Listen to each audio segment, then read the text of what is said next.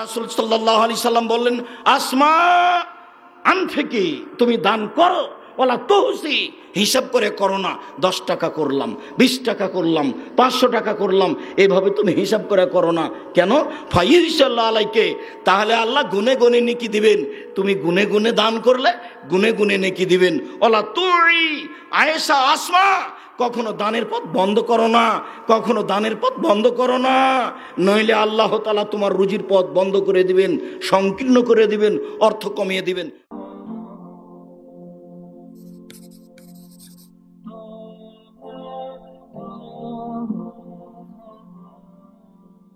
বক্তব্যের বিষয় সাধারণ দান।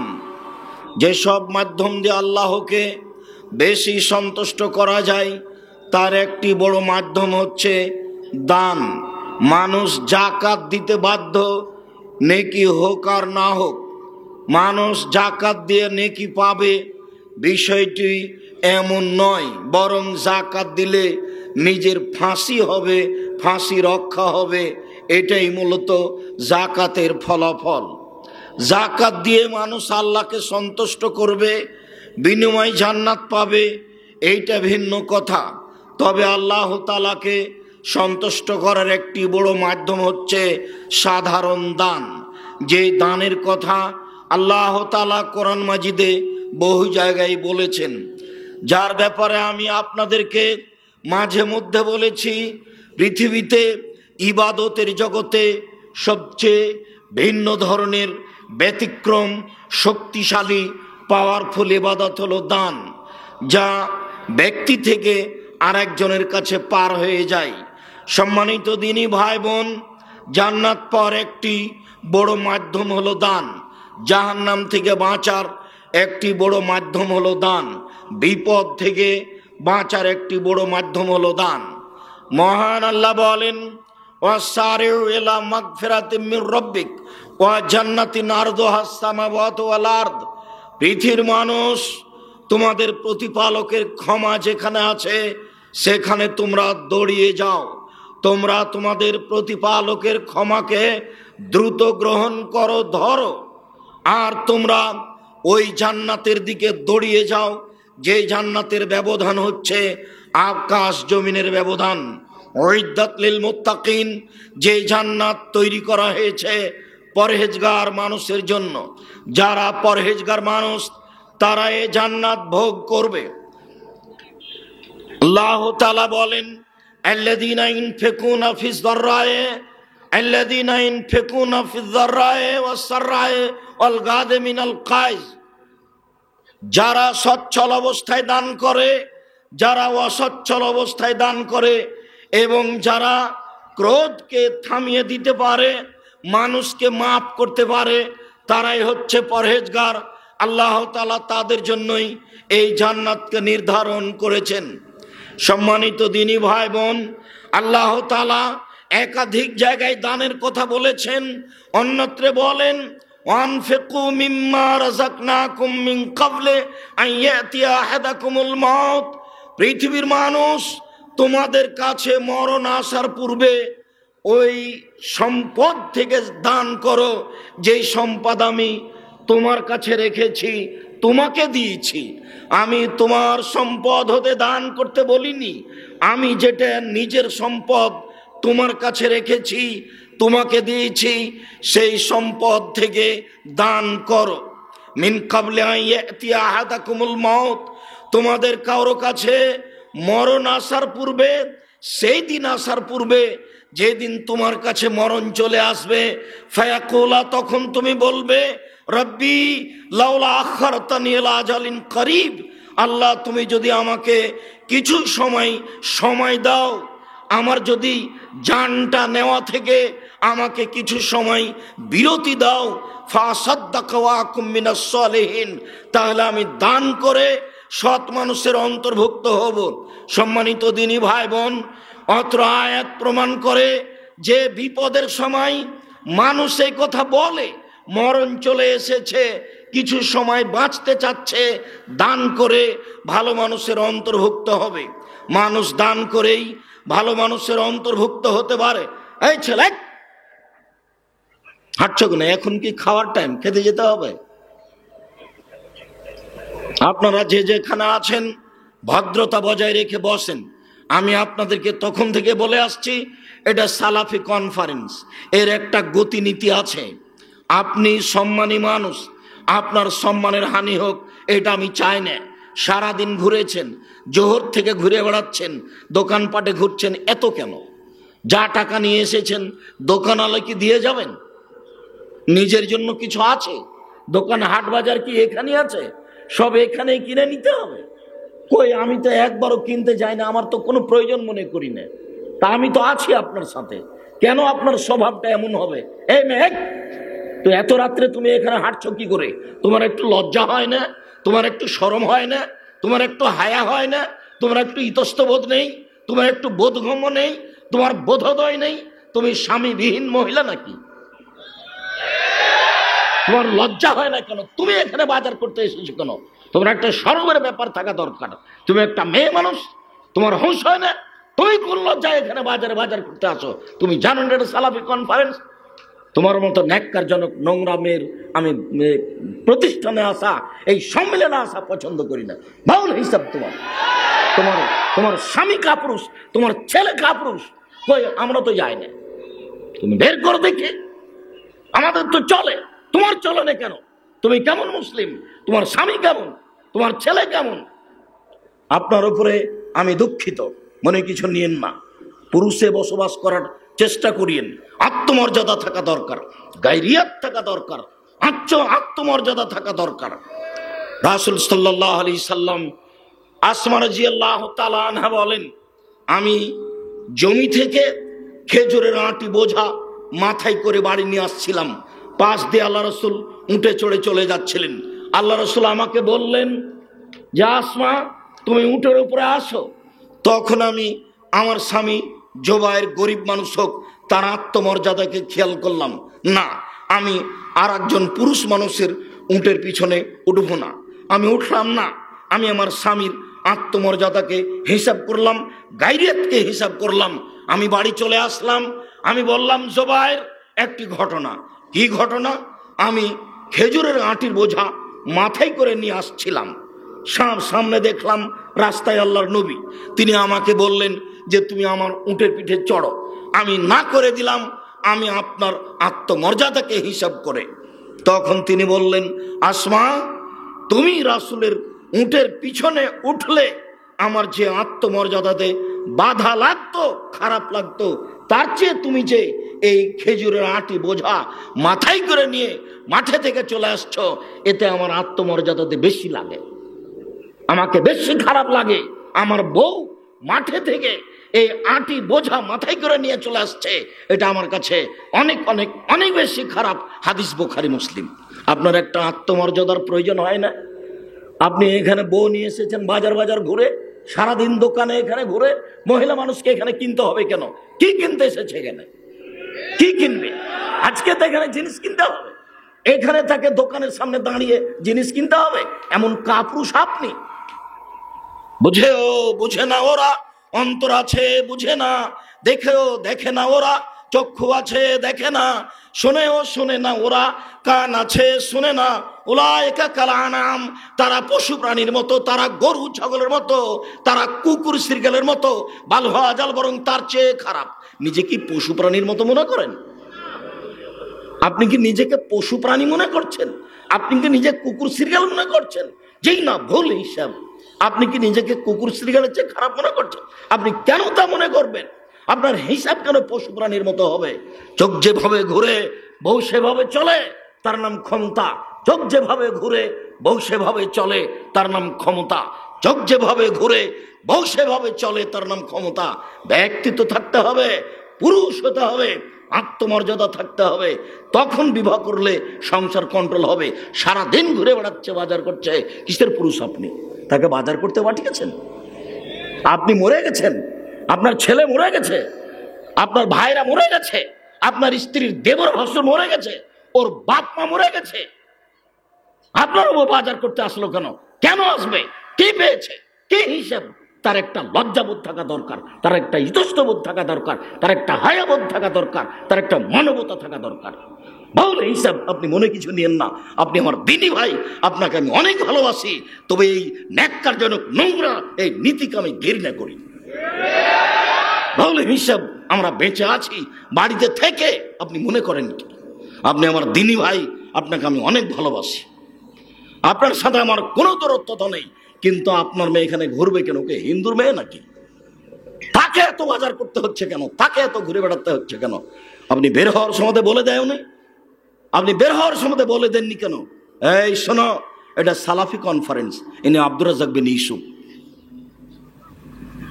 তোমাকে আর আমাকে মেপে তাকে কোনোদিন কথা বলতে হয়নি। আল্লাহে, আল্লাহর কসম, আল্লাহে, আল্লাহর কসম, আল্লাহে, আল্লাহর কসম, আমি আব্দুর রাজ্জাক বিন ইউসুফ 90 সাল থেকে মাঠে আছি, আমি জাতিকে মেপে কোনোদিন কথা বলা প্রয়োজন মনে করিনি।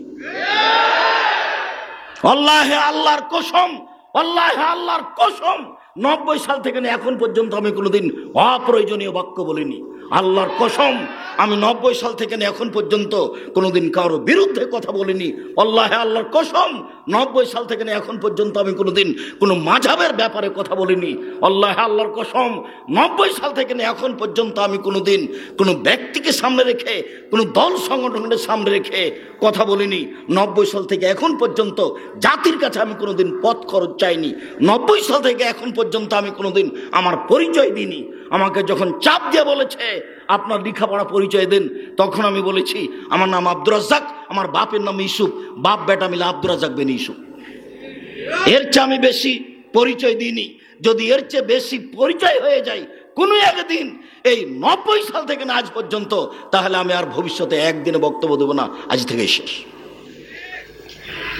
আপনি আমার দিনী ভাই, আপনি আমার দিনী বোন, আপনার সাথে আমার অনেক আন্তরিকতা। আমি যেমন পরকাল রক্ষা চাই, জান্নাত চাই, জাহান্নাম থেকে বাঁচা চাই, আপনার জন্য তেমন জান্নাত চাই, জাহান্নাম থেকে বাঁচা চাই, পরকাল রক্ষা চাই। এই পৃথিবী কিছুই না, খেলতামাশার পৃথিবীকে প্রাধান্য দিয়ে বাঁচতে চায় না। সম্মানিত দিনী বোন, আপনি মনে কিছু নিয়েন না। শুনুন, রাসূল সাল্লাল্লাহু আলাইহি ওয়াসাল্লাম বলছেন 3 শ্রেণীর মানুষ জাহান্নামে যাবে। 1, মদমানুল খামর, যারা নিয়মিত বিড়ি, তামাক, জর্দা, সিগারেট, গুল, নেশাদার দ্রব্য খায়, পান করে। 2, ওর রাজালাতু মিনান নিসায়ে, পুরুষের বেশধারী নারী, যারা পুরুষের জুতা স্যান্ডেল পরে, যারা পুরুষের শার্ট প্যান্ট পরে, যারা পুরুষের পোশাক পরে, তারা জাহান্নামে যাবে। 3, ও দায়ুস আল্লাযী কুরফে আল খাবাসা, যে তার বাড়িতে বেহায়ার সুযোগ দিয়েছে, যার মেয়ে নগ্ন পোশাকে ঘুরে, যার স্ত্রী নগ্ন পোশাকে ঘুরে, যারা ধর্মের 5 পয়সা দাম দেয় না, তারাই হচ্ছে দায়ুস। চিল্লাই চলে গেলে কি হবে লন্ডনে, চিল্লাই চলে গেলে কি হবে আমেরিকায়। বাপ চলে গেছে 3 চিল্লাই 3 মাসের জন্য, বেটি ঠিকই ঘুরে বেড়াচ্ছে। ধর্ম পাগল হয়ে গেছে। ধর্ম রাজশাহী চাঁপাইনবাবগঞ্জের হাওয়াই লাড্ডু, जो हाथ में जो है हो उसको खा ले। বাউল হিসাব ধর্ম হাওয়াই লাড্ডু নয়। ধর্ম হচ্ছে মুহাম্মদ সাল্লাল্লাহু আলাইহি ওয়াসাল্লামের নীতির নাম। একজন মানুষের নীতির নাম ধর্ম। তিনি যেভাবে বলেছেন সেটাই চূড়ান্ত। সম্মানিত দিনী বোন, আপনার আমি নিন্দা করিনি। মনে রাখুন, আপনি আবু হুরায়রা রাদিয়াল্লাহু তাআলা আনহু বলেন, রাসূল সাল্লাল্লাহু আলাইহি ওয়াসাল্লাম বলেছেন, পৃথিবীর মানুষ সিনফান মিন আহলিন নার, 2 শ্রেণীর মানুষ আছে, ওরা জাহান্নামে যাবে। লা মারাহুমা, আমি তাদের দেখিনি। পৃথিবীর মানুষ শুনে রেখো, 2 শ্রেণীর মানুষ আছে, ওরা জাহান্নামে যাবে, আমি তাদের দেখিনি। 1, কওমুন মাহুম সায়াতুন, 1 শ্রেণীর মানুষ, তাদের হাতে থাকবে লাঠি, কাজনাবিল বাকারে, গাভীর লেজের মতো, এযরুবু বিহান নাস, তা দিয়ে তারা মানুষকে মারবে, এরা জাহান্নামে যাবে। 2, নিসাউন, মহিলা, কাশিয়াতুন, কাপড় পরে থাকে, আর এতুন, উলঙ্গ, মমিলাতুন, ওরা পুরুষকে নিজের দিকে আকৃষ্ট করবে, মায়লাতুন, তারা নিজেরা পুরুষের দিকে আকৃষ্ট হবে। লা ইয়াদখুলুল জান্নাহ, ওরা জান্নাতে যাবে না। ওয়ালা ইয়াজিদনা রিহাহা, জান্নাতে তো যাবে না, যাবেই না। জান্নাতে তো যাবে না, যাবেই না। জান্নাতের গন্ধ পাবে না। ফাইনা রিহা লা তুজাদু মিন মাসরিদি কাদা ওয়া কাদা, যে জান্নাতের গন্ধ 1 বছরের দূরত্ব পথ থেকে পাওয়া যায়। সম্মানিত দিনী বোন, আপনাকে মূল্যায়ন করতে চাই। সারা বিশ্ব থেকে, দেশ বিদেশ থেকে যারা আমাদের সাথে রয়েছেন, অনলাইনে রয়েছেন, সমস্ত দিনী ভাই বোনকে আন্তরিকভাবে অনুরোধ জানাচ্ছি, রাসূল সাল্লাল্লাহু আলাইহি ওয়াসাল্লামের এই নীতিকে মূল্যায়ন করুন। আল্লাহ নবী বলছেন, আমি জাহান্নাম দেখলাম, তখন শুধু নারী আর নারী। আমি জাহান্নাম দেখলাম, শুধু নারী আর নারী। আপনার চালচলনের কারণে, শুনুন, মানুষকে পাপী করে লক্ষ কোটি মানুষকে পাপী করে জাহান্নামে ঠেলে দিয়ে নিজেকে শিক্ষিত মনে করিয়েন না। শুনুন, আপনাকে বলছি, এই মেয়ে, তোমাকে বলছি, শোনো, তোমাকে বলছি, হাজারো লাখো কোটি মানুষকে পাপী করে জাহান্নামের দিকে ঠেলে দিয়ে নিজেকে শিক্ষিত মনে করো না। শোনো, তোমাকে আল্লাহ তাআলা বলছেন ওরা পশু প্রাণীর মতো, ওরা গরু ছাগলের মতো, ওরা কুকুর সিংহের মতো, বালহুম আদাল, বরং তার চেয়েও খারাপ। সম্মানিত দিনী ভাই বোন, আমি আপনাদের অনুরোধ জানাচ্ছি, সম্ভবপর নিজেকে কন্ট্রোল করার চেষ্টা করুন। আল্লাহর নবী বলেন, পৃথিবীর মানুষ আফজালুল মুজাহিদ মা ইউজাহিদু নাফসাহু, সবচেয়ে শক্তিশালী মজবুত যোদ্ধা মুজাহিদ সেই যে আত্মার বিরুদ্ধে জিহাদ করতে পারে, সশস্ত্রের মুখোমুখি অস্ত্র নিয়ে যুদ্ধ করতে পারে, যে সে সবচেয়ে বড় মুজাহিদ নয়? যে ব্যক্তি দোকানে বসে আড্ডা পিটে ল্যাংটা মেয়েকে দেখে চক্ষু ঠান্ডা করে না, খারাপ মনে করে, এ হচ্ছে সবচেয়ে বড় মুজাহিদ। যে মানুষের বদনাম করতে যায় না, সে হচ্ছে বড় মুজাহিদ। সময় চলে এসেছে আর একজন বিপদে পড়লে খুব খুশি হবে, এরকম পরিবেশে খুশি হয় না, সে হচ্ছে মুজাহিদ। আত্মার বিরুদ্ধে যে চলতে পারে, সেই হচ্ছে মুজাহিদ। আল্লাহ তাআলা বলেন, ইন্না নাফসালা আমারাতু বিসুয়ে, নিশ্চয় আত্মা মানুষকে পাপের আদেশ করে, নিশ্চয় আত্মা মানুষকে খারাপ আদেশ করে।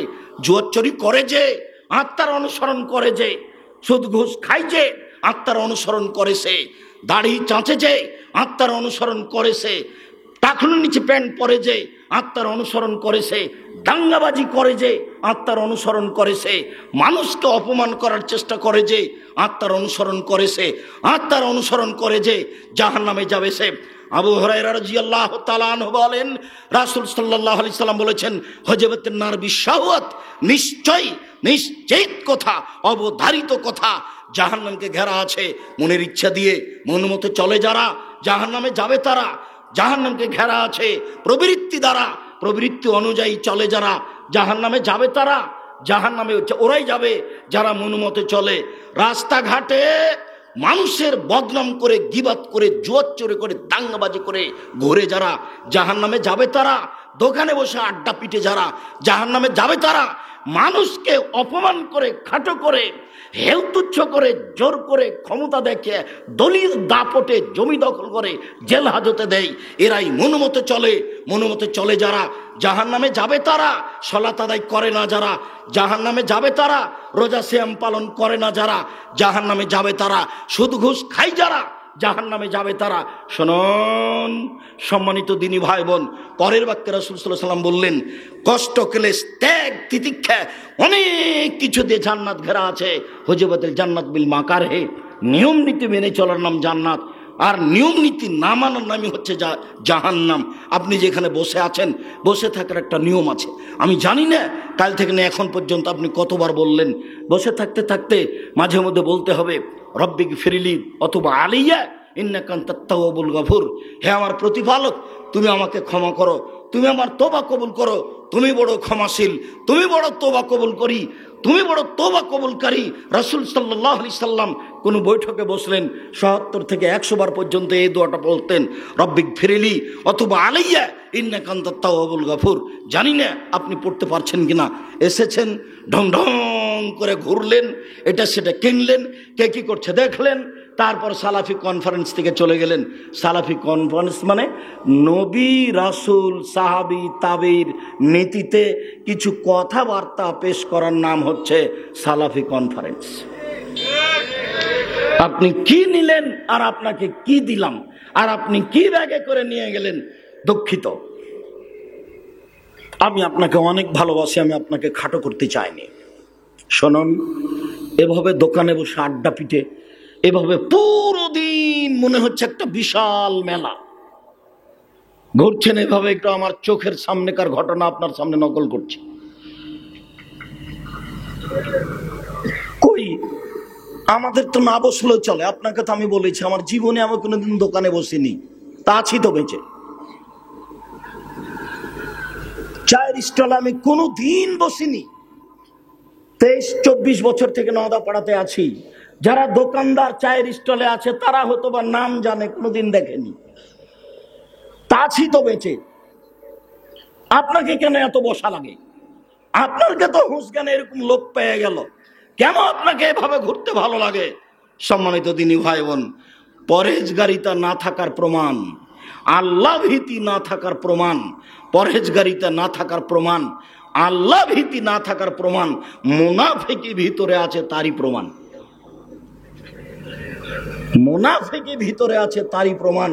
আপনাকে আমি অনেক ভালোবাসি, বাংলাদেশের বিভিন্ন জেলা, প্রায় জেলা থেকে এসেছেন, আপনার আন্তরিকতার অভাব নাই। আপনাকে আমি এই কথা বলে কষ্ট দিতে চাইনি, আল্লাহে, আল্লাহর কসম আপনাকে আমি অনেক ভালোবাসি। আপনি আমার দিনী ভাই, আপনি আমার দিনী বোন, পরকালের উদ্দেশ্যে আপনি সময় কাটান ভালোভাবে। এই তো সেদিন দেখলেন 40 বছর বয়স, এখন দেখছেন 80 বছর বয়স। এই তো সেদিন দেখলেন 20 বছর বয়স, এখন দেখছেন 60 বছর বয়স। কয়দিন আর বাঁচবো, আর কয়দিন আর বাঁচবেন? 17 বছর বয়স পেয়েও ফের অনেক দিন ডুবে গেছে। 1700 বছর বয়স পাওয়ার পরেও ফের অনেক দিন ডুবে গেছে। 1700 বছর বয়স পাওয়ার পরেও যদি ফেরাউন ডুবে যায়, হারিয়ে যায় পৃথিবী থেকে, তাহলে আমিও কখন চলে যাব? কেন এটা বুঝতে চায় না? বোঝা দরকার, মরণকে হিসাব করা দরকার।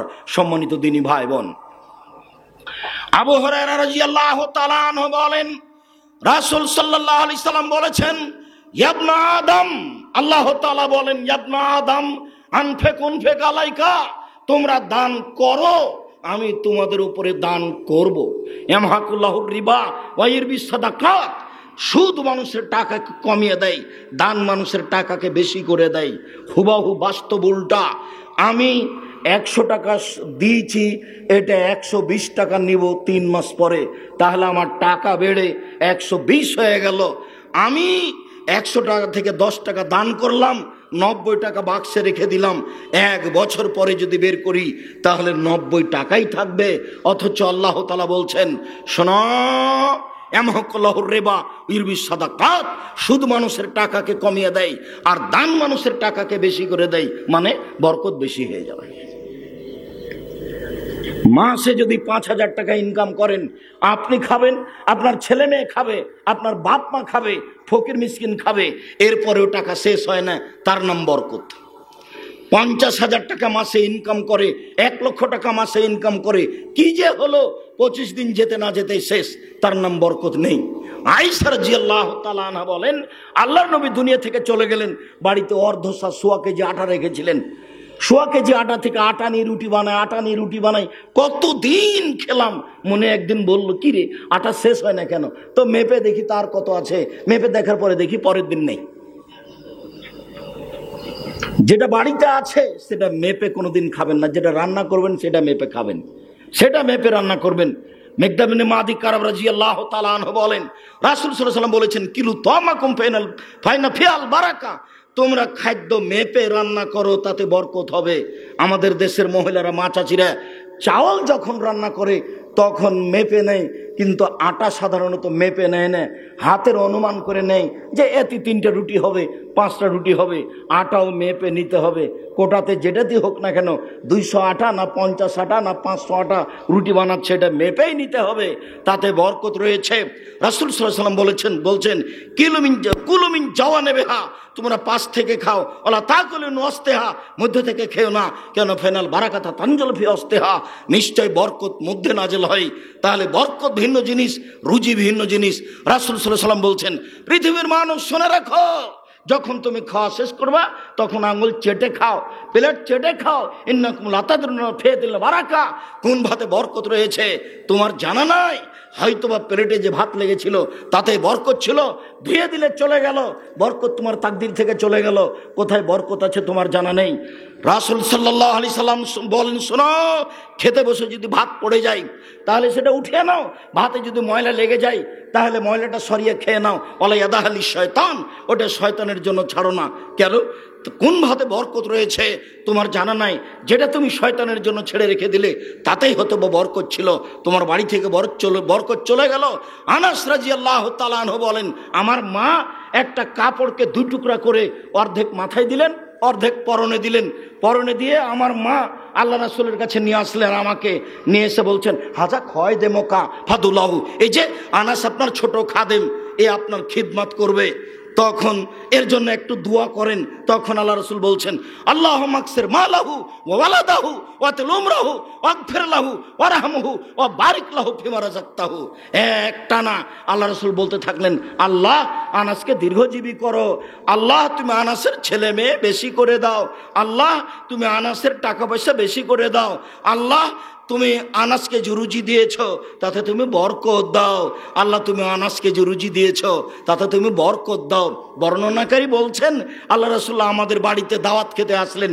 দাওয়াত যখন খাওয়া শেষ হয়ে গেল, তখন এবার উনি গাধার উপরে উঠে চলে যাচ্ছেন। আমার বাপ গাধার লাগামটা ধরে নিয়ে বলছেন, যাচ্ছেন কোথায়, দোয়া করে দেন। তখন আল্লাহ রাসূল বলছেন, আল্লাহুম্মা বারিক লাহুম ফিমা রাযাকতাহুম ওয়াগফির লাহুম ওয়ারহামহুম।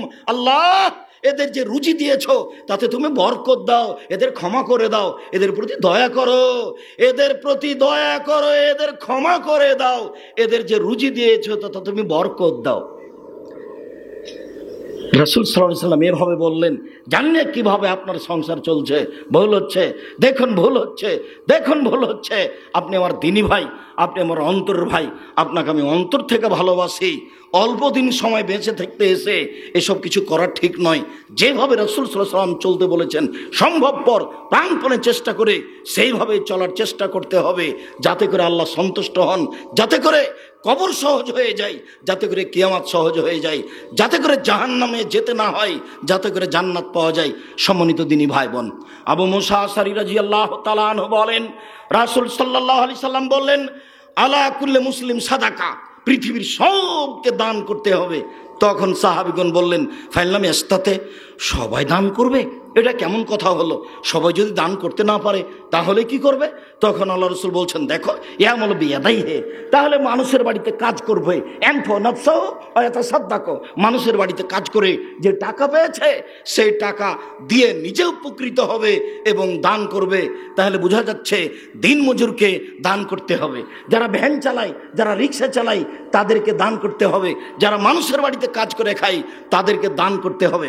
আবু মুসা আশআরী রাদিয়াল্লাহু তাআলা আনহু বলেন, রাসূল সাল্লাল্লাহু আলাইহি সাল্লাম বললেন, পৃথিবীর মানুষ শুনে রেখো, ইন্না বিকুল্লি তাসবিহাতিন সাদাকা, সুবহানাল্লাহ বললে দানের নেকি হয়, অবিকুল্লি তাহমিদাতিন সাদাকা, আলহামদুলিল্লাহ বললে দানের নেকি হয়, লা ইলাহা ইল্লাল্লাহ বিহাবিবি তাহলিলিন সাদাকা, লা ইলাহা ইল্লাল্লাহ বললে দানের নেকি হয়, ও আমরিন বিল মারুফে সাদাকা, ভালো কাজের আদেশ করলে দানের নেকি হয়, ও নাহিল মুনকারে সাদাকা, মন্দ কাজের নিষেধ করলে দানের নেকি হয়। বলতে বলতে বলতে আরেকটি বাক্য বললেন, অফি বজিয়া আহাদিকুম সাদাকা, পৃথিবীর মানুষ শুনে রেখো, তোমাদের স্ত্রী মিলনে দানের নেকি হয়। তখন সাহাবীগণ বললেন, বলেন কি?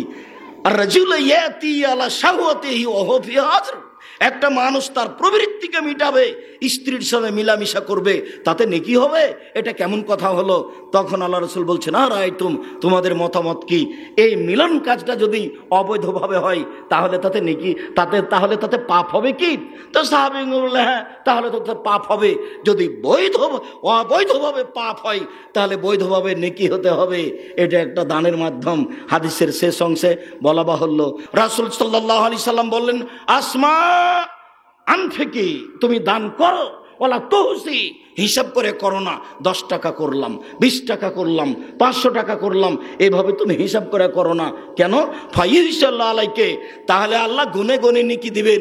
তুমি গুনে গুনে দান করলে গুনে গুনে নেকি দিবেন। ওয়ালা তুই আয়েশা আসমা, কখনো দানের পথ বন্ধ করো না, কখনো দানের পথ বন্ধ করো না, নইলে আল্লাহ তাআলা তোমার রুজির পথ বন্ধ করে দিবেন, সংকীর্ণ করে দিবেন, অর্থ কমিয়ে দিবেন। ফারজাকি মুস্তাতাতে, আসমা সম্ভবপর যেভাবে সম্ভব সেভাবে দান করো। এনি আসমা, তার স্বামী হচ্ছেন গরিব মানুষ, তার স্বামীর ব্যাপারে হচ্ছে এই আল্লাহ রাসূল থেকে একটা জমি খেতে দিয়েছিলেন, সেই জমিতে তিনি খেজুর গাছ লাগিয়েছিলেন, সেই খেজুরের বাগান থেকে খেজুরের বোঝা মাথায় করে নিয়ে আসলেন।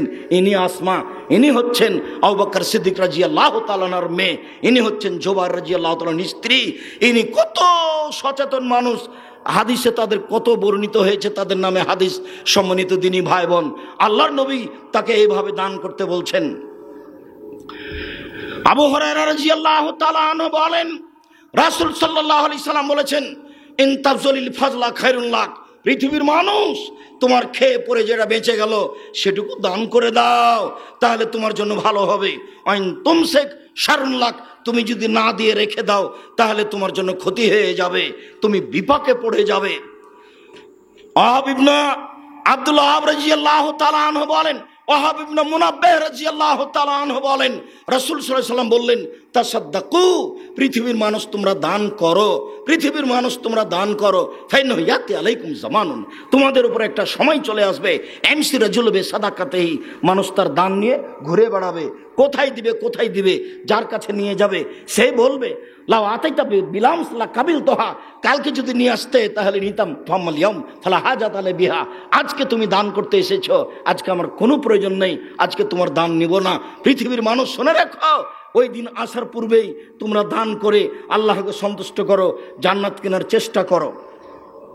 আবু হুরায়রা রাদিয়াল্লাহু তাআলা আনহু বললেন যে আল্লাহ রাসূলকে জিজ্ঞাসা করা হলো, আয়ুস সাদকাতে আযমু আজরান, আল্লাহর নবী সবচেয়ে কোন দানে বেশি নেকি হবে, আল্লাহর নবী সবচেয়ে কোন দানে বেশি নেকি হবে? তখন আল্লাহ রাসূল উত্তরে বললেন চারটা কথা।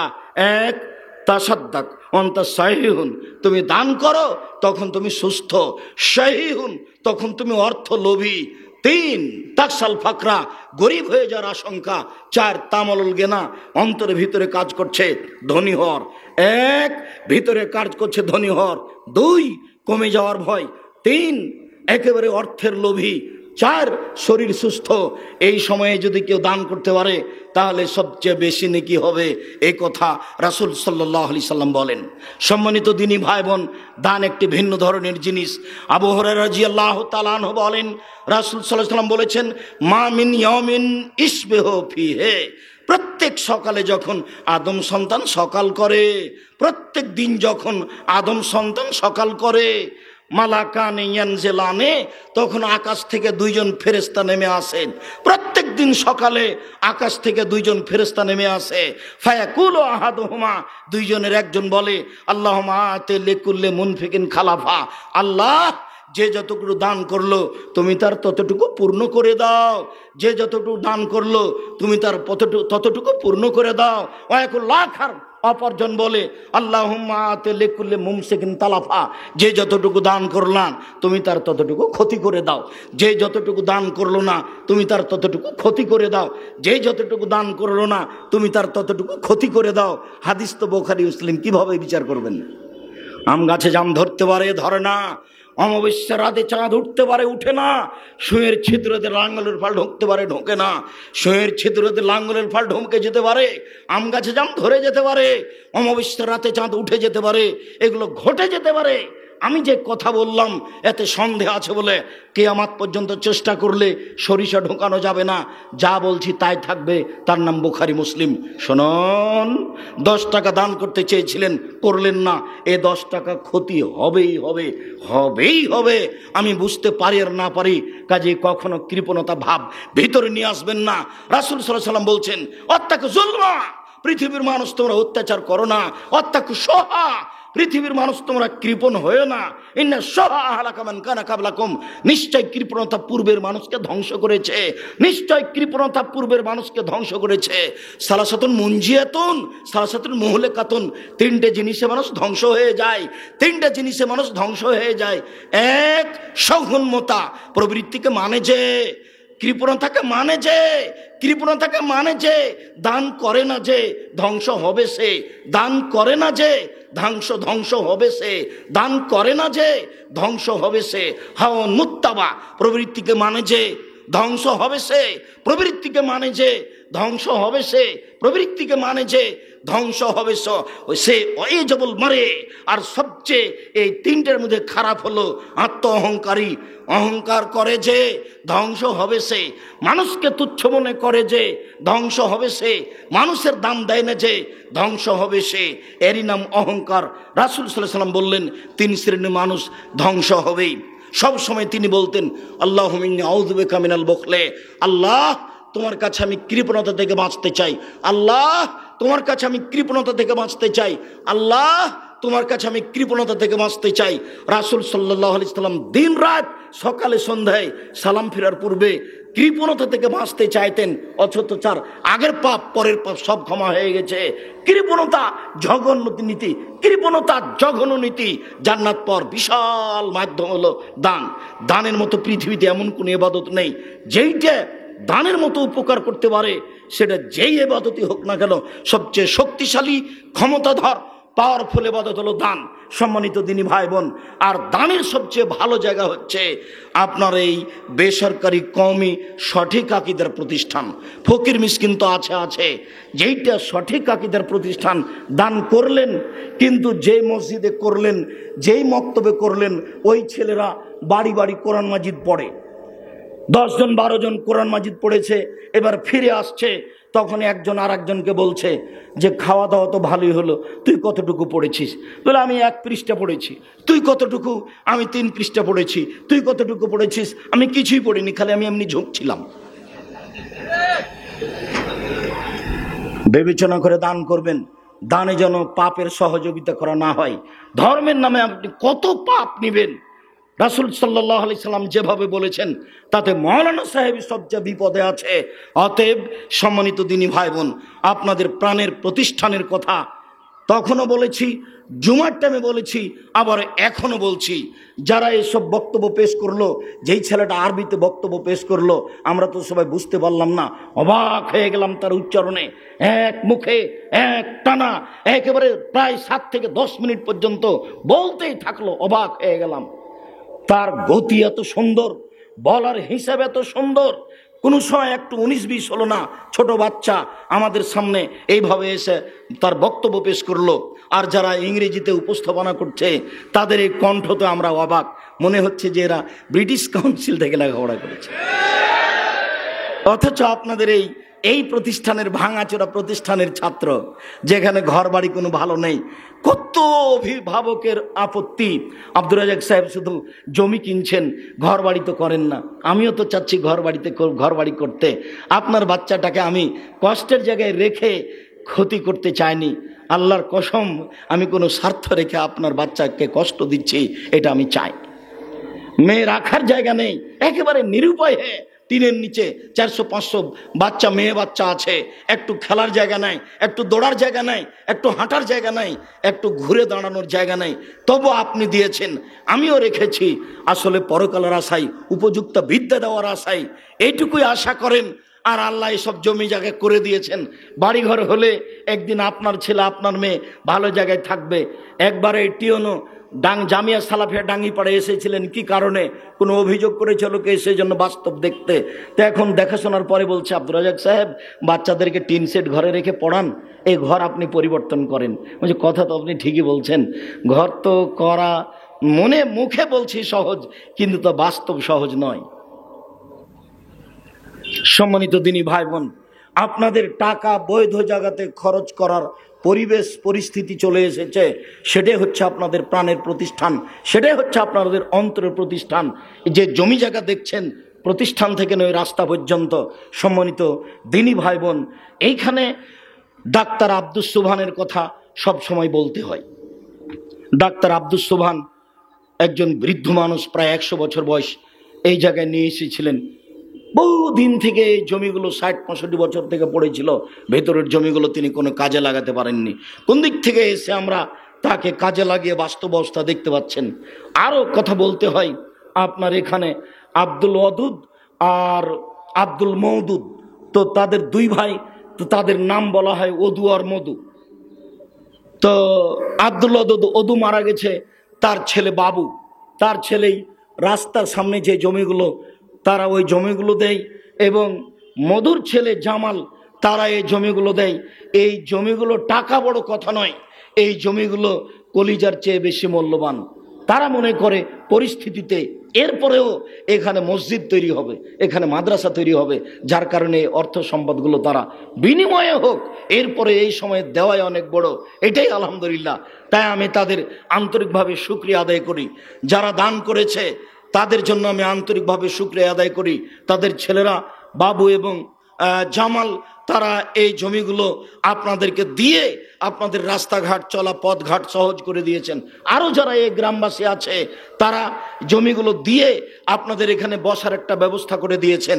যারা দু একজন এক একটু উল্টা চলে তাতে আমি মন খারাপ করি না, যে আল্লাহ তাদেরকে এক সময়ে সংশোধন করে দিবেন, করবেনই ইনশাআল্লাহ।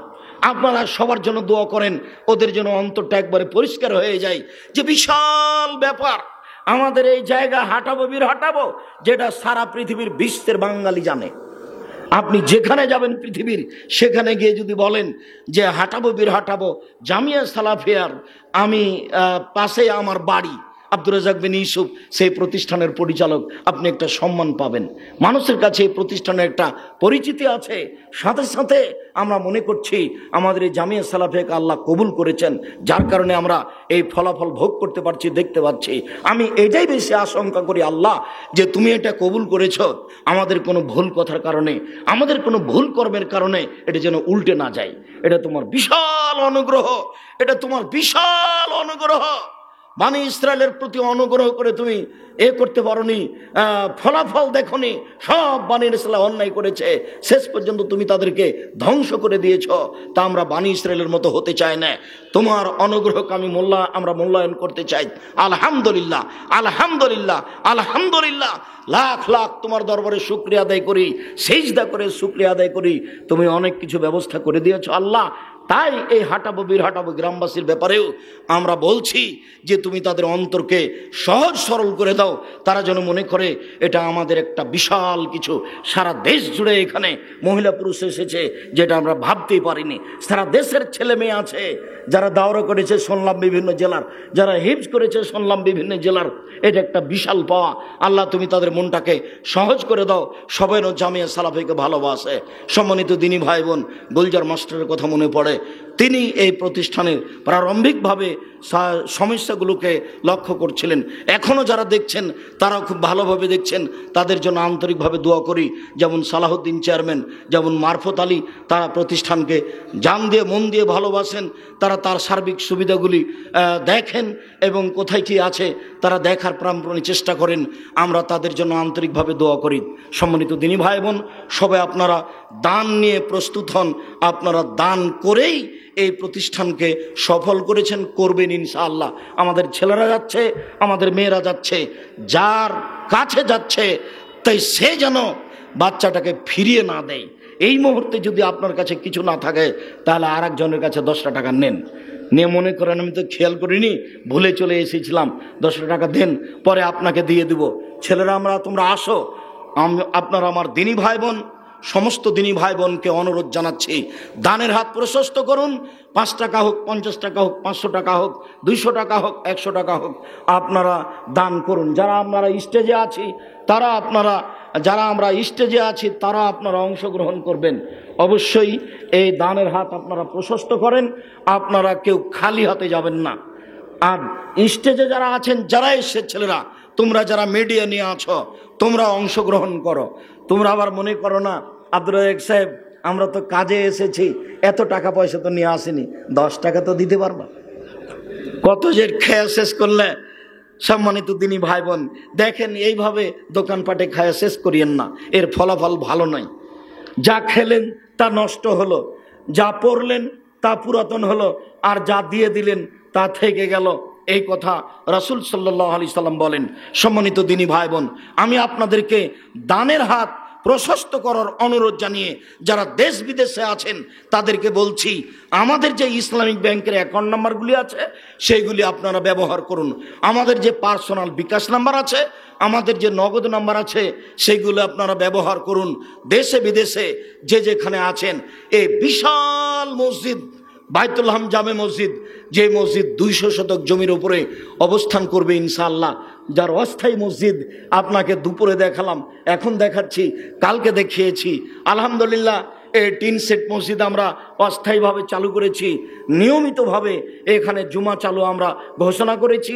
আগামী জুমাও এখানেই হবে।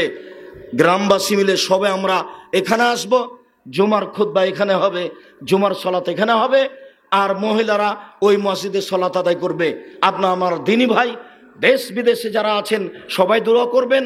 আর যারা আশেপাশে আছেন, ভিন্ন জেলা হোক, মুন্সিগঞ্জ, মানিকগঞ্জ, গাজীপুর, নরসিংদী, নারায়ণগঞ্জ, আপনারা জুমার দিন দূর দূরান্ত থেকে আসবেন। যারা ঢাকা শহরে আছেন তারা জুমার দিন আপনারা আসবেন, আমার সাথে সাক্ষাৎ হবে, কথা হবে, জামিয়া সালাফের সার্বিক বিষয় নিয়ে পরিকল্পনা হবে। আমি আপনাদের জন্য দোয়া করি, আল্লাহ তুমি আমার দিনী ভাই বোনদের দানকে কবুল করো। আল্লাহ তুমি আমার দিনী ভাই বোনদের অর্থ সম্পদে বরকত দান করো। আল্লাহ তুমি আমার দিনী ভাই বোনদের অর্থ সম্পদ, ব্যবসা বাণিজ্যকে নিরাপদে রাখো। আল্লাহ তুমি আমার এই দিনী ভাই বোনদের অর্থ সম্পদ, ছেলে মেয়ে, ব্যবসা বাণিজ্যকে হেফাজতে রাখো। যারা অসুস্থ তাদের তুমি আরোগ্য দান করো। যারা মেডিকেলে আছে বা কোথাও বিপদে পড়ে আছে তুমি তাদেরকে বিপদ থেকে রক্ষা করো। সমস্ত দিনী ভাই বোনকে এই জামিয়া সালাফের সার্বিক কাজে, বিশেষভাবে বাইতুল হাম জামে মসজিদের কাজে, বিশেষভাবে একাডেমিক ভবন নির্মাণের কাজে দানের হাত প্রশস্ত করার অনুরোধ জানিয়ে বলছি, আল্লাহ তুমি আমাদের ভুল ত্রুটি মাফ করো।